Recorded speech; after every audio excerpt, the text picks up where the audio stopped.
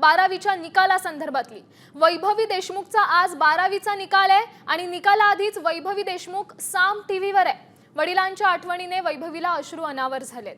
वडिलांचं स्वप्न पूर्ण करणार असल्याचं वैभवी देशमुख हिने मत व्यक्त केलंय।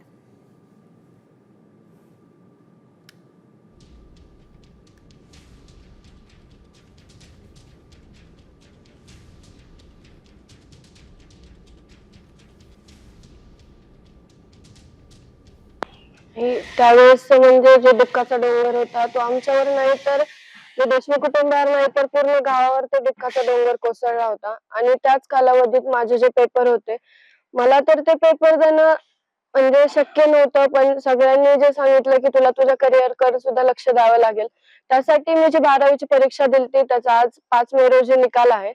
पण निकाल कसाही लागेल, माझ्या वडिलांच्या आशीर्वादाने मला माहितीये तो निकाल माझा चांगलाच लागेल।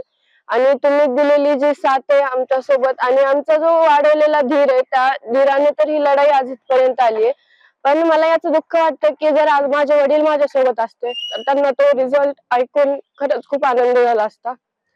त्यांची शाबासकीची थाप माझ्या पाठीवर पडली असती, पण त्यांच्या नसताना खरंच महाराष्ट्राने नव्हे तर भारताने आम्हाला साथ दिली आणि त्यांचं जे स्वप्न होतं ते मला पूर्ण करायचंय। त्यासाठीच मी नीटची तयारी करत होते। काल नीटचा देखील पेपर झाला, पण जी मानसिकता माझी होती ती थोडी बाजूला सारून मी खूप प्रयत्न केला परीक्षा देण्याचा, अभ्यास करण्याचा, पण ते माझ्याच्याने शक्य झालं नाही। कालचा नीटचा पेपर जो होता तो मला खूप हार्ड गेलेला आहे आणि त्याच्याने माझी स्कोरिंग सुद्धा जास्त येईल असं मला वाटत नाही।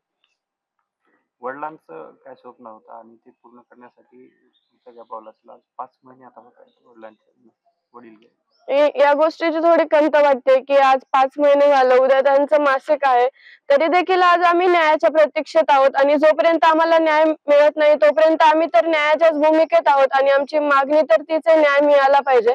पण सर्वांनाच वाटतं तो लवकरात लवकर मिळाला पाहिजे। यासाठी माझी कळकळीची विनंती आहे की सरकारने सुद्धा आम्हाला लवकरात लवकर न्याय दिला पाहिजे आणि जे कोणी आरोपी असेल त्यांना कठोरात कठोर शिक्षाही झालीच पाहिजे, कारण की जर अशीच गुन्हेगारी वाढत चालली तर हा आपला भारत देश हा पुढे जाण्यापेक्षा कुठेतरी आज मागे येतोय। रिझल्ट येतोय आणि वडिलांच्या नसताना देशमुख कुटुंबियांसाठी हा काळ वैभवी म्हणते त्याप्रमाणे अतिशय खडतर होता आणि याच खडतर काळात तिने 12वीची परीक्षा दिली आहे। देशमुख कुटुंबियांचंच काय तर अवघ्या महाराष्ट्राचं लक्ष ती किती गुण मिळवते यावर आहे सध्या।